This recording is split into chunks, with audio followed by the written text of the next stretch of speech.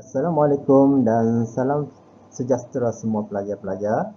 Okey, bertemu kembali kita dalam mata pelajaran seni visual STPM 970/1 untuk semester 1.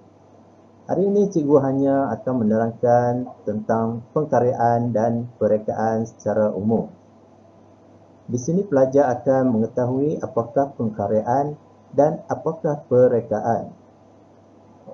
Di sini cikgu ada sediakan nota ringkas untuk pelajar membuat rujukan. Seni visual terbahagi kepada dua bidang iaitu pengkaryaan dan juga perekaan. Yang pertama, pengkaryaan adalah bermaksud penekanan atau mementingkan makna dan juga nilai-nilai estetik. Bidang-bidang di bawah pengkaryaan ialah seperti lukisan, catatan, arca dan juga cetakan. Manakala perekaan adalah bentuk seni yang menekankan atau mementingkan fungsi dan juga nilai-nilai estetik. Bidang-bidang di bawah perekaan ialah seperti komunikasi visual, reka bentuk teknologi dan juga reka bentuk persekitaran.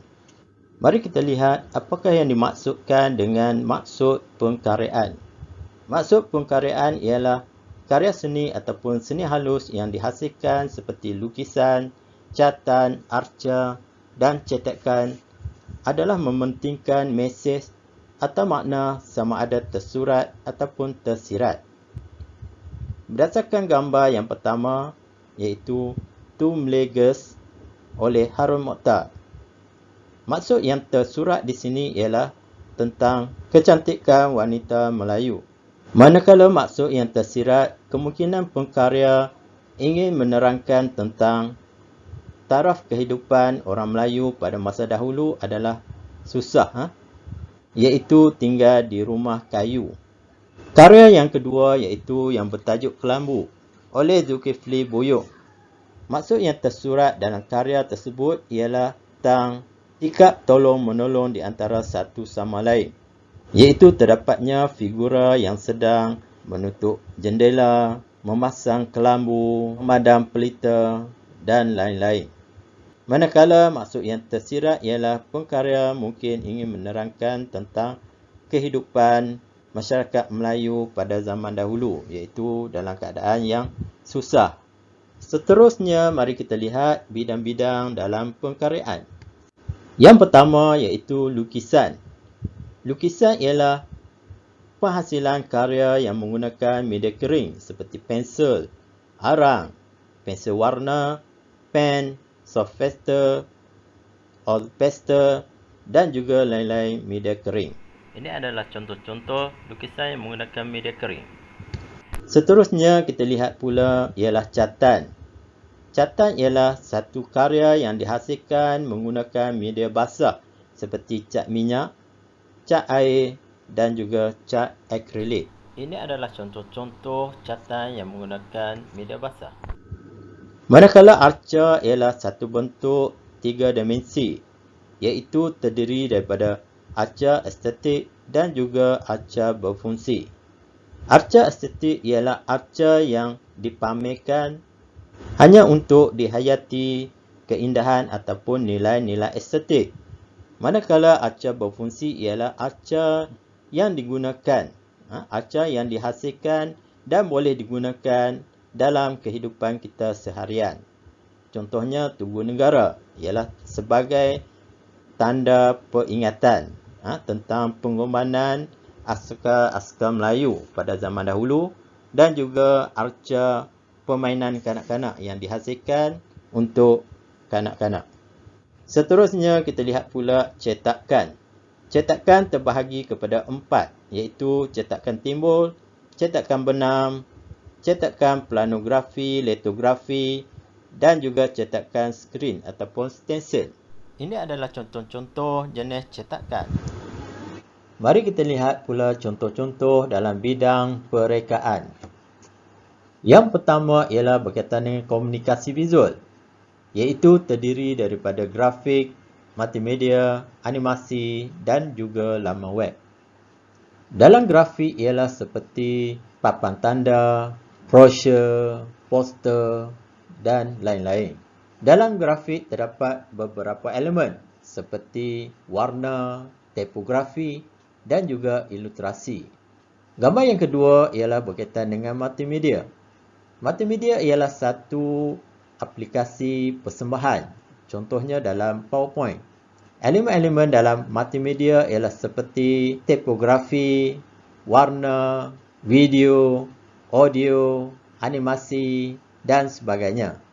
Seterusnya kita lihat pula dalam animasi. Animasi ialah satu reka bentuk yang dihasilkan daripada objek yang pegun kemudian digerakkan dengan menggunakan aplikasi komputer.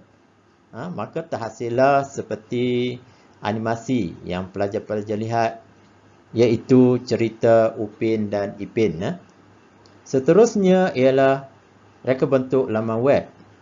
Terdapat pelbagai elemen dalam penghasilan laman web, iaitu seperti teks, tipografi, warna, audio, video, interaktif dan juga penyimpanan data. Seterusnya kita lihat pula dalam reka bentuk teknologi. Yang pertama pelajar boleh lihat ini adalah reka bentuk teknologi yang dihasilkan untuk kegunaan seharian kita. Contohnya seperti reka bentuk perabot. Yang kedua ialah berkaitan dengan reka bentuk tekstil, iaitu berkaitan dengan kain. Reka bentuk kain yang dihasilkan. Yang ketiga ialah berkaitan dengan reka bentuk seramik.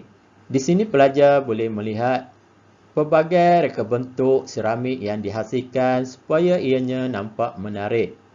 Seterusnya berkaitan dengan reka bentuk fashion, iaitu seperti reka bentuk baju, kain dan sebagainya. Reka bentuk logam pula ialah berkaitan dengan reka bentuk logam halus, iaitu seperti reka bentuk rantai, rantai tangan ataupun gelang, subang dan sebagainya. Akhir sekali ialah reka bentuk automobil, iaitu reka bentuk kereta. Reka bentuk yang dihasilkan hendaklah menarik. Akhir sekali ialah reka bentuk persekitaran. Dalam reka bentuk persekitaran terdapat dua, iaitu landscape dan juga hiasan dalaman. Landscape ialah berkaitan dengan hiasan di luar bangunan. Contohnya menghasilkan taman, kolam, gazebo dan sebagainya. Elemen-elemen dalam landscape ialah seperti objek buatan manusia, iaitu seperti kerusi batu, gazebo dan sebagainya. Elemen seterusnya ialah alam semula jadi, iaitu seperti pokok, rumput, pokok renek, pokok yang tinggi dan sebagainya. Elemen seterusnya dalam landscape ialah seperti topografi, iaitu berkaitan dengan keadaan tanah seperti cerun, berbukit dan sebagainya. Yang kedua ialah berkaitan dengan hiasan dalaman. Hiasan dalaman pula ialah reka bentuk di dalam bangunan, di dalam bilik, di dalam rumah.